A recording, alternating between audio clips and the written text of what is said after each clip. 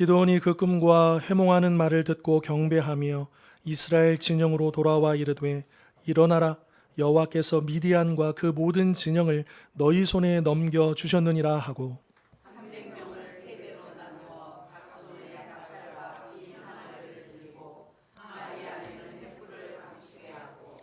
그들에게 이르되 너희는 나만 보고 내가 하는 대로 하되 내가 그 진영 근처에 이르러서 내가 하는 대로 너희도 그리하여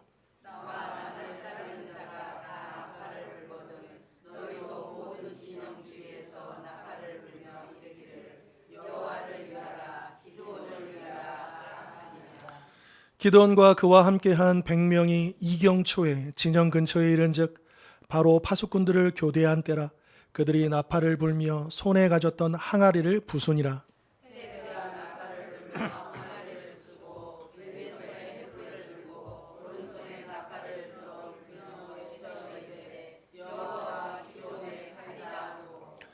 각기 제자리에 서서 그 진영을 에워싸매 그 온 진영의 군사들이 뛰고 부르짖으며 도망하였는데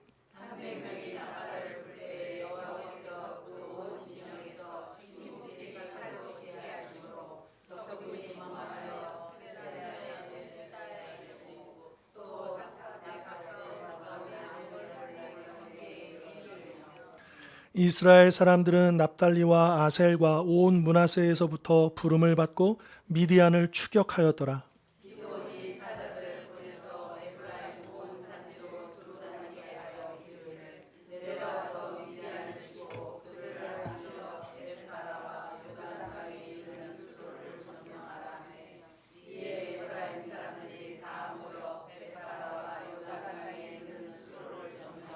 같이 읽겠습니다. 또 미디안의 두 방백 오렙과 스앱을 사로잡아 오렙은 오렙 바위에서 죽이고 스앱은 스앱 포도주 틀에서 죽이고 미디안을 추격하였고 오렙과 스앱의 머리를 요단강 건너편에서 기드온에게 가져왔더라. 아멘. 자, 우리는 흔히 이런 생각들을 합니다. 두려움이 없어지면 순종하겠습니다. 문제가 해결되면 감사하겠습니다.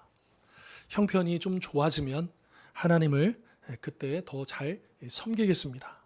이제 그런 생각들을 하죠. 이처럼 우리의 본성은 늘 환경이 먼저 변화되기를, 그 문제가 먼저 해결되기를 요구합니다. 눈앞의 문제가 해결되어야만 비로소 하나님을 예비하고 순종할 수 있다라고 믿는 것이죠. 자, 오늘 본문 읽었던 이 내용, 그 앞에 있는 내용들 우리가 금요일 새벽 본문으로 우리가 함께 나누었는데요. 우리가 이 이야기를 잘 알고 있죠. 하나님은 자, 이 기드온을 통해 가지고 사람들을 군대를 모았는데 3만 2천 명을 모았습니다. 그런데 하나님께서 어떻게 하시죠? 3만 2천 명을 줄이시잖아요. 그래서 처음에는 두려운 자들은 다 떠나라 합니다. 그러니까 이제 2만 2천 명이 가고 10,000명만 남죠. 자, 그 다음에 그 10,000명을 또 가지고 또 줄이십니다.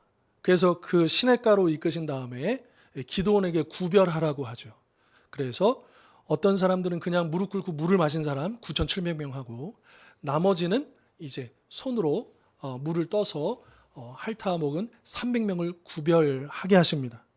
자, 그래서 결국 남은 것은 300명 뿐이었다라고 하는 거죠. 자, 기드온의 심정이 어땠을까요? 3만 2천 명으로도 이게 상대가 안 되는데 줄이고 줄여서 300명만 남기셨다?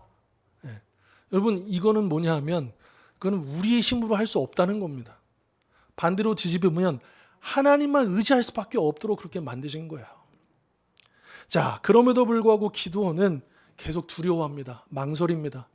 그러니까 하나님께서 기드온을 책망하시지 않고 그에게 하나 명령을 내리시는데 우리가 읽었던 본문 바로 앞에 어떤 명령이냐면 그러면 밤중에 그 미디안의 진영에 내려가 보라는 거예요. 정탐을 해보라는 거예요. 그래서 그 부하와 함께 내려가죠. 거기서 이야기를 듣습니다. 어떤 이야기? 꿈 이야기를 듣습니다. 그 적군이 꿨던 꿈. 그래서 이 보리떡이 굴러와가지고 미디안의 장막을 무너뜨리는 꿈. 이게 무슨 의미일까? 그런데 그 해석을요, 그 적병이 얘기해 줘요. 그 보잘것없는 보리떡이 바로 기드온의 칼이라는 거예요. 그래서 우리 미디안이 무너질 거라는 얘기를, 그러니까 기드온이 두려우니까 적들의 입을 통해서 하나님의 말씀, 약속의 말씀을 그렇게 들려주셨다라고 하는 겁니다. 그러니까 왜 이렇게 하셨냐 하면 하나님께서는 이게 하나님 하시는 방법인데, 하나님은 먼저 환경을 바꾸시는 게 아니고 먼저 무엇을 바꾸시느냐? 우리 마음을 바꾸신다는 거예요. 환경이 달라지고 문제가 해결되어야, 여러분, 그거는 믿음이 필요 없잖아요. 아니, 환경이 해결됐는데 안 믿을 사람이 누가 있겠습니까? 순종 안 할 사람이 누가 있겠습니까? 그런데 하나님께서는 우리의 믿음을 더 성장시키시기 위해서 환경과 문제를 먼저 바꾸시기 전에 우리의 마음을 바꾸어 주신다라고 하는 것이고요. 그리고 기드온의 마음이 바뀌니까 오늘 본문의 그 흐름은 이겁니다. 그 변화된 마음이 예배로, 그리고 그 예배를 통해 순종으로, 그리고 결국 그 순종이 승리에 이르는 그 장면을 우리에게 보여주고 있다라고 하는 것입니다. 자, 계속 언급하고 있지만 이 오늘 본문에는 이 골짜기에 가득 메우 13만 5천 명의 미디안 군대가 그대로 있었습니다. 바뀌지 않았죠. 그에 맞서는 이스라엘 군대 역시 초라한 300명 그대로였습니다. 객관적인 조건이나 환경은 하나도 달라진 것이 없었죠. 그러나 한 가지 바뀐 것은 기드온의 마음이 바뀌었다라고 하는 것입니다. 그리고 그 변화의 시작이 뭐냐? 적들을 향해서 칼을 들었을 때 변화가 시작된 것이 아니라 기드온이 하나님 앞에 엎드려서 경배할 때 그 변화가 시작되었다라고 하는 것입니다. 그래서 우리는 오늘 본문을 읽을 때 하나님께서 어떻게 이기게 하시는가, 이걸 보면 안 된다는 거예요. 우리가 주목해야 될 건 뭐냐 하면, 아니 어떻게 기드온처럼, 여러분 기드온이 처음 부름받았을 때 어떤 모습이었습니까? 이 미디안의 수탈을 피해가지고 숨어가지고 포도주 틀에 들어가가지고 타작하고 있었잖아요. 혹시라도 뺏길까 봐. 그렇게 소심하고 두려워하던 기드온. 그런데 하나님께서 그를 부르셨음에도 불구하고 또 양털 뭉치를 가지고 또 하나님께 또 2번이나 요청하지 않습니까? 기드온은 그런 사람이에요. 그런데 그런 두려움에 떨던, 사실은 우리가 그렇지 않습니까? 하나님께서 말씀해 주셔도, 우리를 불러주셔도 늘 우리 안에는 그런 두려움과 또 부담감이 있잖아요. 그런데 하나님께서는 그런 두려움에 떨던 사람이 예배를 통해서 하나님께 어떻게 쓰임받는 사람이 되는가를 이 기도를 통해서 우리에게 보여주고 있다라고 하는 것입니다. 자, 그렇다면 오늘 말씀을 통해서 우리 주시는 또 하나님의 그 교훈들을 우리가 살펴볼 텐데요. 첫 번째로 하나님의 말씀은 우리의 두려움을 무엇으로 바꾼다고요? 예배로 바꾼다라고 하는 것입니다.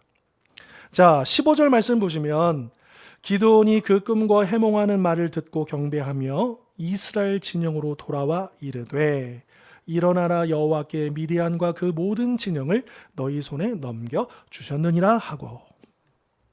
자, 기드온이 아직 승리하지 않았죠. 하나도 달라진 게 없습니다. 그런데 지금 기드온이 그 꿈 이야기를 듣고 하나님 말씀을 듣고 어떻게 해요? 경배했다 그랬어요. 그러니까 경배를 그냥 서서 하지 않았겠죠. 엎드려서 하나님께 경배했다, 예배했다는 겁니다. 어디요? 적진에서요. 돌아와서 예배한 게 아닙니다. 그 적진에서 깜깜한 밤이지만 그 문제 앞에서 그가 엎드려서 예배했다는 거예요. 아니 어떻게 이 기드온이 그 적진 한복판에서, 그 문제 한복판에서 하나님 앞에 먼저 엎드려서, 해결되지 않았는데, 변화되지 않았는데 그렇게 예배할 수 있었을까? 그 이유는 우리 아까도 언급했던 것처럼 그의 귀에 하나님의 말씀이 들렸기 때문입니다. 그 아까 설명했던 것처럼 그 9절에서 두려워하는 기드온을 미디안 진영에 내려보내셨고, 적병이 꾸었던 그 보리떡 꿈과 그 꿈을 기드온의 칼이라고 해석하는 그 적들의 목소리를 직접 듣게 하셨던 것이죠. 하나님께서 이미 승리를 결정하셨다라고 하는 그 말씀이 이 기드온의 귓가에 꽂혔던 것입니다.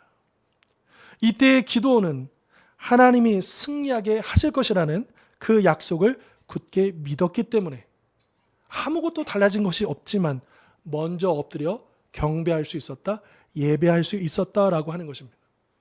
즉 여러분, 예배는요 도구가 아닙니다. 우리가 예배를 잘 드리면 성공하고 예배를 잘 드리면 우리가 잘 되고 그렇기 위해서 우리가 예배하는 게 아닙니다. 예배는 하나님의 약속을 믿기 때문에 우리가 예배하는 거예요. 그리고 그 예배가 결국에는 승리를 향한 출발점이 된다라고 하는 것이죠. 오늘 우리를 짓누르는 두려움도 마찬가지입니다. 통장 잔고가 넉넉해지고 내 몸을 괴롭히던 질병이 낫고 나를 힘들게 하는 문제가 해결되어야 두려움이 사라지는 게 아니죠. 물론 잠시 그 문제가 해결된다고 해서 우리가 잠시 평안을 누릴 수 있을지는 모릅니다. 그러나 그 해결됨으로 평안을 얻는 그 믿음이라면 여러분 또 다른 문제는 계속 생기지 않습니까? 그럼 그때마다 우리는 흔들리고 그때마다 우리는 무너질 수밖에 없다라고 하는 것이죠. 그렇다면 어떻게 이 두려움을 우리가 이겨낼 수 있는가? 그 두려움은 어떻게 사라지는 것일까? 그것은 바로 하나님의 말씀 앞에서 내 삶이 해석될 때, 깨달아질 때 사라진다라고 하는 겁니다. 여러분 다시 한 번 더 기억하십시오. 문제가 해결되어야, 그 병이 고쳐져야 내 안에 평안이 오는 게 아니고, 여전히 문제가 있지만, 여전히 아프지만 말씀이 내 안에 들어오면, 그 말씀이 깨달아지면 평안이 찾아온다는 것입니다. 그 문제를 바라보는 시각이 달라지고 그 환경을 대하는 자세가 달라지는 것이죠. 그러니까 우리가 먼저 구할 것은 물론 하나님 이 문제 해결해 주십시오, 이 병을 고쳐 주십시오, 이 문을 열어 주십시오, 우리가 당연히 기도해야 합니다. 하지만 그 이전에 하나님 제 마음을 먼저 주의 말씀으로 채워 주십시오. 주의 말씀이 나의 고난을 설명해 주는 겁니다. 아, 그래서 하나님께서 나를 지금 이 시간을 허락해 주셨구나. 그러면 힘들어도 그 힘든 것을 이길 수 있는 그 담대함이 그 말씀으로부터 주어진다라고 하는 것이죠. 그래서 그 약속의 말씀이 우리의 심령을 깨우게 될 때 내 앞에 있는 13만 5천 명이라고 하는 그 문제는 더 이상 두려움의 대상이 아니고 하나님께서 어떻게 이걸 해결해 주실까? 라고 하는, 하나님이 일하시는 무대로 바뀌게 된다라고 하는 것이죠. 그러므로 인생의 거센 풍랑과 두려움이 밀려올수록 가장 먼저 예배의 자리로 나아가야 합니다. 왜냐하면 예배는 두려운 현실을 도피하기 위해 잠시 눈을 감는 시간이 아니라 내 눈앞의 현실보다 훨씬 더 크신 우리 하나님을 다시 바라보는 시간이기 때문인 것이죠. 여러분, 여기는 그저 도피처가 아닙니다. 물론 시편에서도 하나님은 나의 피난처이십니다 그렇게 고백하지만, 여러분 우리가 예배에 와가지고 그냥 아유 현실은 잊어버리자, 아이고 그리고 그냥 여기가 좋사오니, 이게 아닙니다. 여기서 우리가 감당할 수 없는 참 힘겨운 그 현실들을 뛰어넘을 수 있는 그 하나님을 바라보는 시간이다라고 하는 것이죠. 오늘 이 예배를 통해 우리 성도님들을 짓누르고 있는 그 모든 두려움이 하나님을 향한 거룩한 찬양으로 바뀌실 수 있기를 바랍니다. 자, 다음 두 번째로, 그러면 하나님을 향한 예배는 무엇으로 이어지느냐? 반드시 순종으로, 실천으로, 그 삶으로 이어진다는 거예요.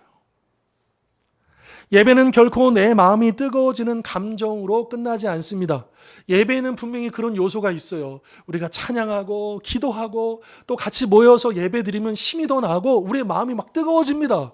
그러나 예배는 그것으로 끝이 아닙니다.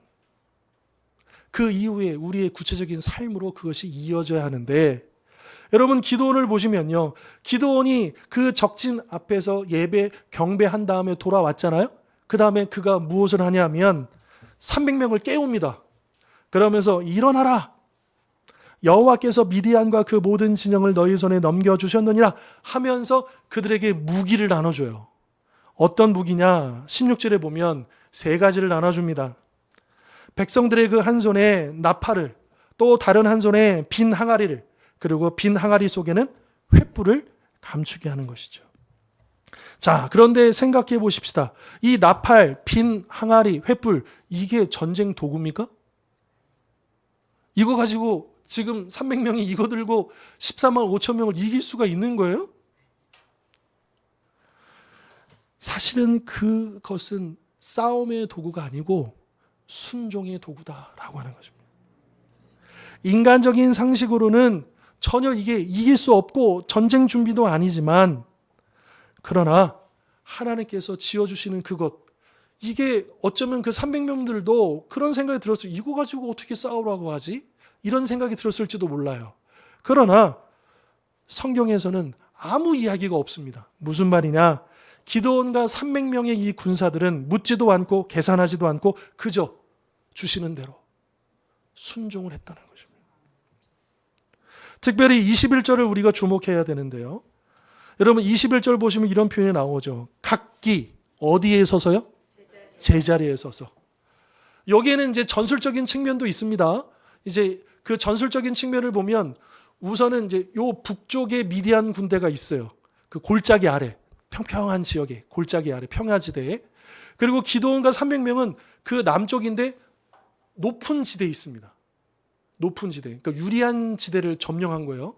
그러니까 여기서 숫자는 적지만 높은 지대에서 깜깜한 한밤중에, 그리고 이게 3대로 나누잖아요. 100명, 100명, 100명. 그래서 요 북쪽 말고 서쪽, 뭐 동쪽, 남쪽 뭐 이런 식으로 해서 여기를 둘러쌌을 겁니다. 그리고 보통 전쟁에서는 나팔은 그 전체 부대에 한두 개뿐이에요. 근데 나팔이 몇 개입니까? 300개잖아요. 300개. 그러니까 아마 자다가 이 적들은 이 나팔 소리를 들었을 때 나팔 소리가 한두 개가 아니잖아요. 이게 300개의 부대가 온다고 생각했을지도 몰라요. 그러니까 그런 전술적인 측면도 있습니다. 하지만 우리가 주목하고 싶은 건 뭐냐면 이 300명이 각자가 하나님께서 명하신 그 자리에 서 있었다는 거예요. 이들이 이걸 들고 내려간 게 아니에요. 이들이 들고 이거 가지고 싸운 것도 아니에요. 그저 자리에서 기드온의 명령에 따라서, 그래서 그 신호에 맞춰서 항아리를 깨고 횃불을 들면서 나팔을 불게 했죠. 그래서 그 자리를 굳건히 지켰다라고 하는 것입니다. 이처럼 믿음은 내가 하고 싶은 일을 하는 것이 아니라 때로는 답답해 보이고 이해되지 않아도 하나님께서 내게 맡기신 그 자리를 끝까지 지키는 것이 믿음이다라고 하는 것입니다. 여러분, 우리가 생각할 때 믿음은 막 나아가서 이기고 막 엄청난 일들을 이루고 사역을 감당하는 게 믿음이라고 생각할 수 있잖아요. 물론 그런 측면도 있죠. 그러나 하나님께서 우리에게 요구하시는 믿음은 뭐냐 하면 이러한 막막한 상황에서, 또 이해되지 않는 상황에서, 그러나 여전히 하나님께서 나에게 맡겨주신 그 자리를 지키는 것이, 그것이 믿음이다라고 하는 것입니다. 오늘 우리도 하나님의 방법이 내 생각과 다를 때가 얼마나 많은지 모릅니다. 하나님은 내 생각대로 움직이시지 않으셔요. 그런다면 그분이 하나님이시겠습니까? 하나님의 생각은 우리의 생각과 너무 차원이 달라요. 그러나 우리는 자꾸만 우리의 생각이 옳다라고 생각하고 또 우리가 원하는 것을 하나님께 요구하고 싶지만, 그러나 하나님은 우리의 생각대로 움직이시지 않습니다. 당신의 계획대로, 당신의 뜻대로 그렇게 역사하시는 분이시죠. 그런데 우리는 그것을 잊어버리고 심지어 영적인 일들 앞에서조차도 기도보다도 내 계산기를 먼저 돌립니다. 하나님의 말씀보다 이 세상의 경험과 지식을 더 신뢰합니다. 그리고 묵묵히 순종하기보다 더 빠르고 편리한 효율성을 찾고 싶어하는 것이 우리의 본성이죠. 그러나 하나님은 언제나 자신의 거룩한 방법으로 일하십니다. 그래서 우리의 책임은 무엇이냐?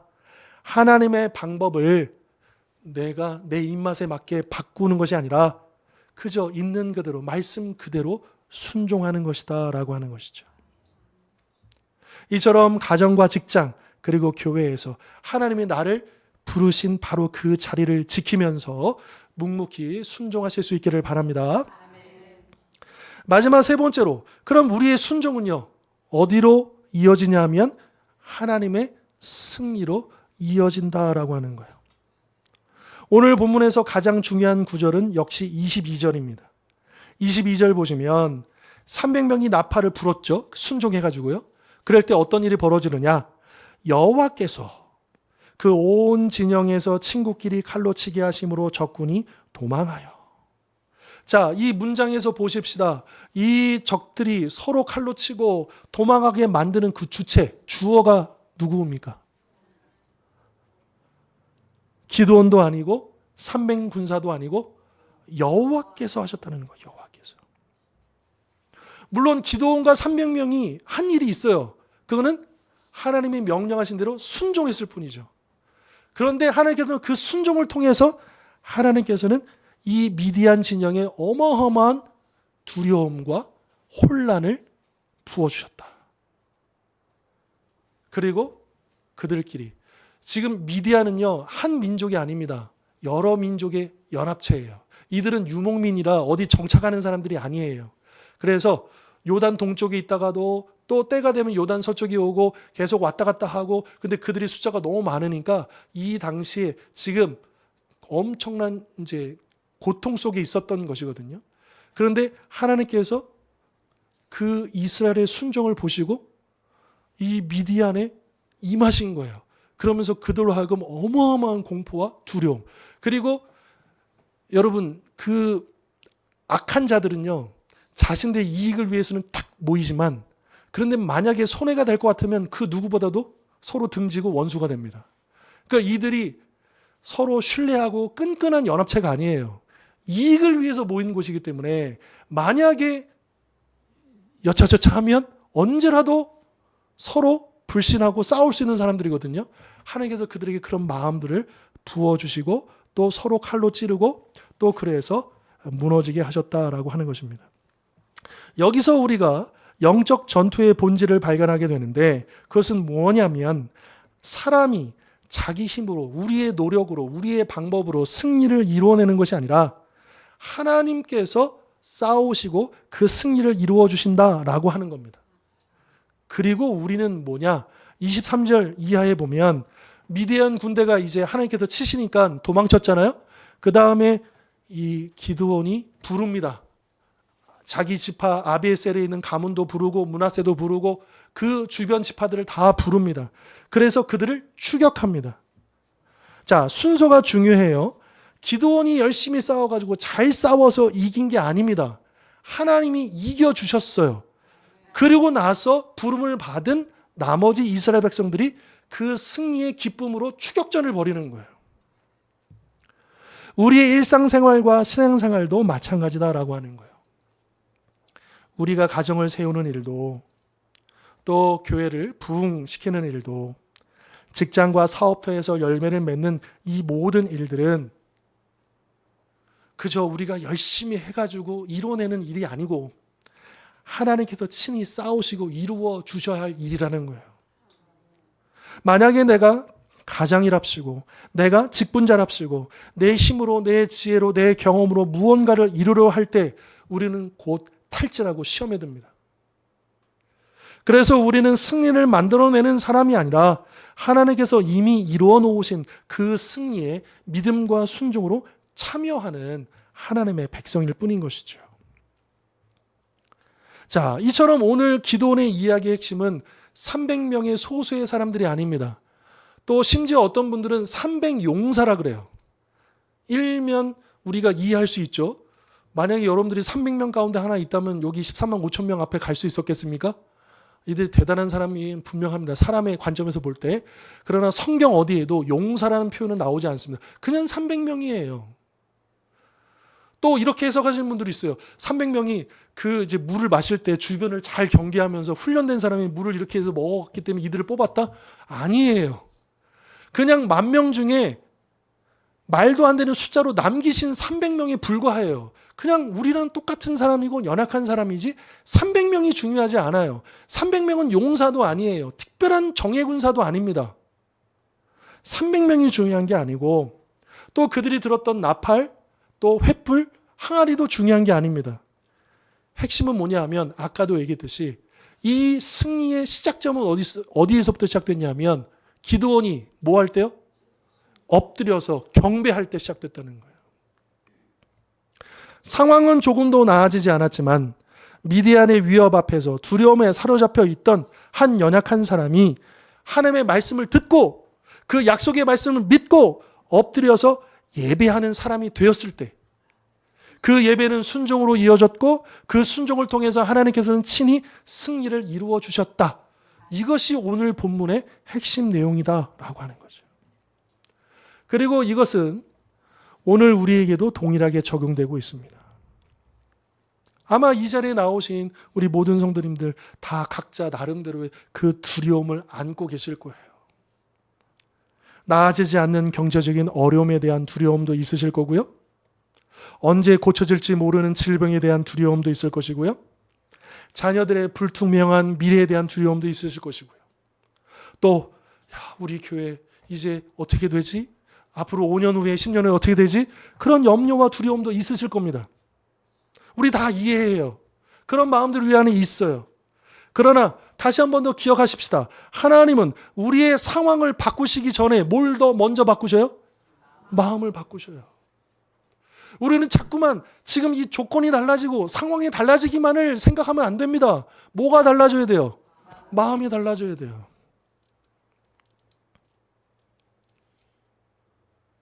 근데 마음이 달라지기 위해서는 뭐가 들려야 돼요? 말씀이 들려야 돼요. 그래서 우리가 말씀 묵상도 하고 우리가 통독도 하고 있죠. 암송도 하고 우리가 필사도 하고 계속해서 어떻게든 어떤 방법이든 말씀을 가까이 하려는 이유가 뭐냐면 결국은 그 말씀에서 시작되는 거예요. 그 하나님의 말씀만이 우리의 마음을 바꾸시는 거예요.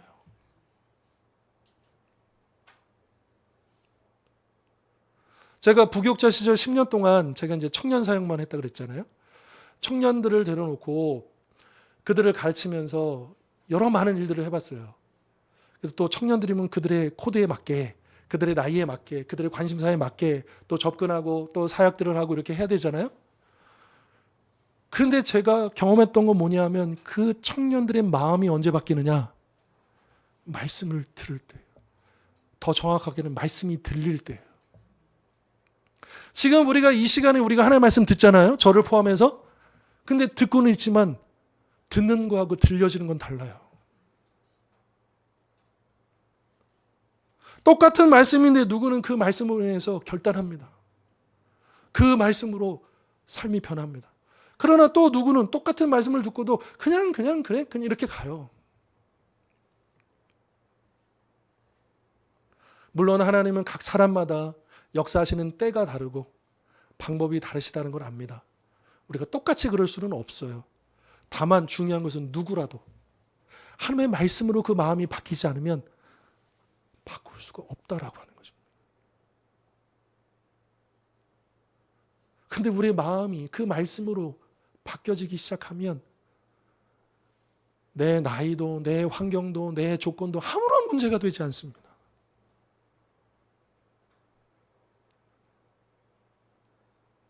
기드온이 특별나서 쓰임 받았습니까? 여러분, 기드온이요 그 말씀 앞에 엎드렸을 때, 순종했을 때 14만 5천을 물리치는 놀라운 능력의 도구로 쓰임 받는 거예요. 우리 힘으로 하는 게 아니에요. 우리의 힘으로 얼마나 하겠습니까? 우리에게 필요한 거는 하나님의 능력이지 우리의 능력이 아니에요. 다만 하나님의 능력이 흘러가기 위해서는 순종하는 사람이 필요해요. 능력이 아무리 출중하고 경험이 아무리 많아도 그 순종의 믿음이 없으면, 그것을 받아들이는 믿음이 없으면 쓰임받을 수가 없습니다.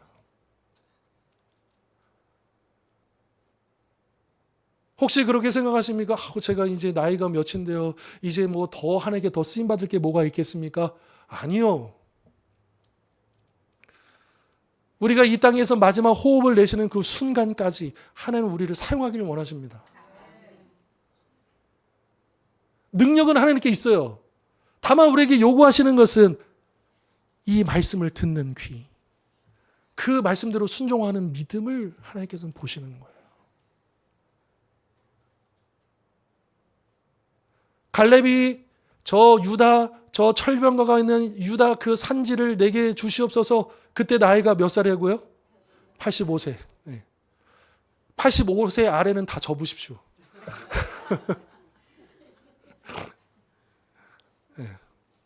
얼마든지 하나님께서 사용하십니다. 그냥 이제 인생은 60부터입니다. 나이는 숫자에 불과합니다. 이런 식의 그런 이야기가 아니에요. 이 사람은 조건이 됐으니까 내가 써야지. 이 사람은 나이가 이제 안 써야지. 이런 게 아닙니다. 하나님이 지금 보시는 것은 우리의 마음이에요. 우리의 믿음이에요. 그러므로 두려움 속에 머물지 말고 말씀 앞으로 예배 자리로 나오십시오. 그리고 하나님께서 내게 명하신 그 자리에 서서 말씀대로 순종하십시오. 그때 전능하신 하나님께서 우리의 삶과 가정 그리고 우리 교회 가운데 임하셔서 친히 싸우시며 크고 놀라운 승리를 이루실 줄 믿습니다. 그리고 마지막으로 한 가지 더 기억하십시다. 오늘 본문에 있었던 이 위대한 승리는 훗날 예수 그리스도 안에서 더욱 온전하고 영광스럽게 성취되었다는 것을 우리는 기억해야 합니다. 기드온 시대에는 하나님께서 300명을 통해서 미디안을 무너뜨리셨지만 십자가에서는 우리 주 예수 그리스도께서 홀로 십자가를 지심으로 죄와 사망과 사탄의 권세를 무너뜨리셨습니다. 따라서 우리는 구원을 위해서, 영적인 승리를 위해서 내 힘으로, 내 노력으로, 내 능력으로 싸우는 사람들이 아니라 이미 그리스도께서 그 십자가에서 이루신 승리에 믿음으로 참여하는 백성인 것이죠. 그리고 우리의 삶은 두려움이 아니라 예배와 순종으로 응답하는 삶이 되어야 될 줄 믿습니다. 그러므로 두려움이 밀려올 때 내 힘으로 싸우려 하지 말고 말씀 앞에 먼저 엎드리며 내 안에 거하시는 성령님을 의지하여 나를 부르신 삶의 그 자리에서 예배와 순종으로 나아감으로써 능히 모든 두려움을 물리치고 승리하는 우리 모든 성도님들 되실 수 있기를 주님의 이름으로 축원합니다. 기도하겠습니다.